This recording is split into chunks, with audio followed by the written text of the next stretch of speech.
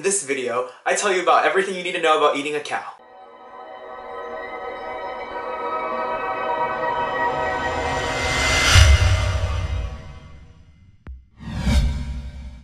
What up, YouTube?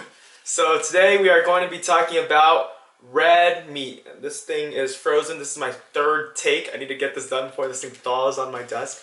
But red meat, people like to ask, is it good or is it bad? And a lot of people think it's bad. A lot of people will just mark this off as something I shouldn't eat for my goals, for my health. When in reality, red meat, just like every other food on this planet, is neither good nor bad.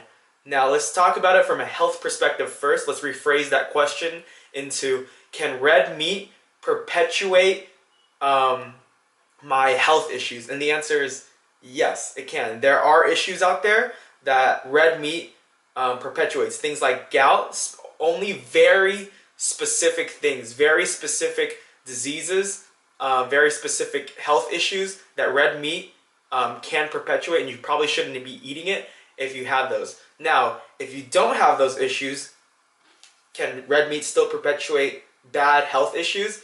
And the answer is no. The answer is no. This is not going to cause you health issues. What is going to cause you health issues is excess of fat or excess of sugar or high excess of protein. And that can come from any food, not just red meat. So people like to put the blame on this, when in reality it could be anything that could be giving you excess fat, excess sugar, or high excess of protein to be causing health issues.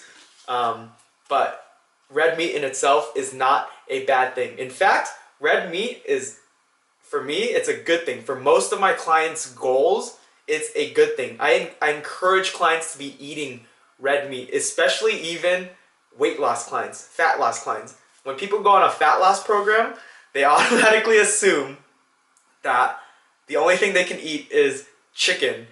And they get bored out of their mind, and they get bland out of their mind, and they hate life because they think they can only eat chicken. And I always encourage them, why aren't you eating red meat? This stuff is amazing. And it's high in protein. It's going to take your protein source just like chicken. Now, how do you eat red meat while on a fat loss or weight loss program?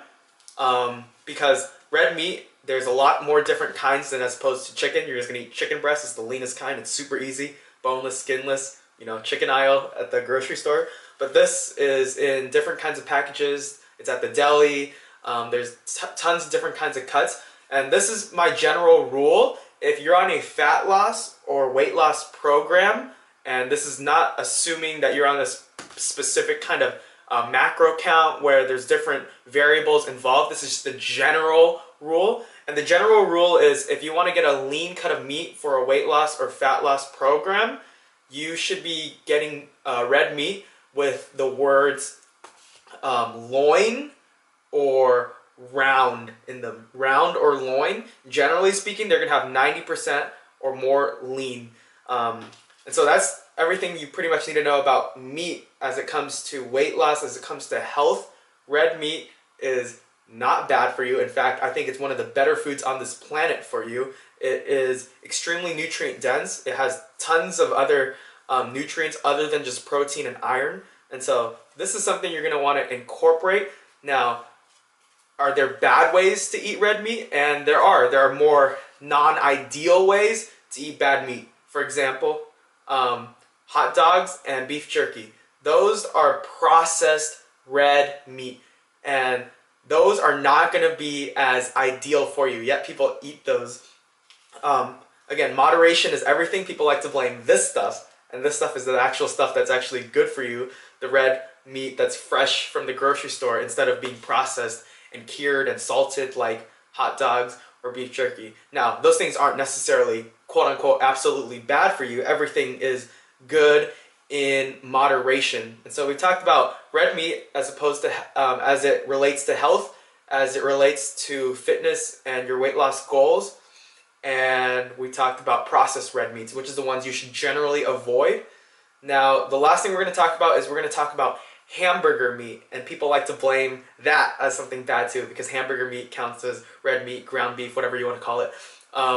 So it gets a bad rep because of fast food. You never want to be, generally speaking, never want to be getting your red meat, your protein from a burger, from a fast food. Because fast food, it's not just meat that's inside that patty. It's extremely processed, which we've already discussed is bad. And they put a bunch of other things and preservatives and things you don't want to be eating when you're on a serious type of program, when you have serious goals ahead of you. You never want to be eating a burger or any sort of patty from a fast food restaurant. Now, can ground beef be a good thing? It can. If you go to your grocery store and you look for about 93% lean ground beef, that's a great source of protein, great source to fill your macros with to support the goals you're on. And so that's basically what it is for ground meat. And I know ground meat is expensive when the leaner you buy, but if you think about it, you're getting more meat and less fat. And so you can always stick to, again, loin/round. If they have those words in it, they're usually pretty lean, and they're not going to taste like that steakhouse meat that has like 50% fat covered in butter. But I hope this encourages you to put red meat into your program, into your diet, because again, this thing is not going to give you cancer like all those vegans say. It is a bad lifestyle, excess fat and excess sugar that's going to give you cancer, that's going to give you health problems. But this isn't. This stuff is bomb. I love this stuff. So that is all for today, YouTube. I will catch you guys later. Peace.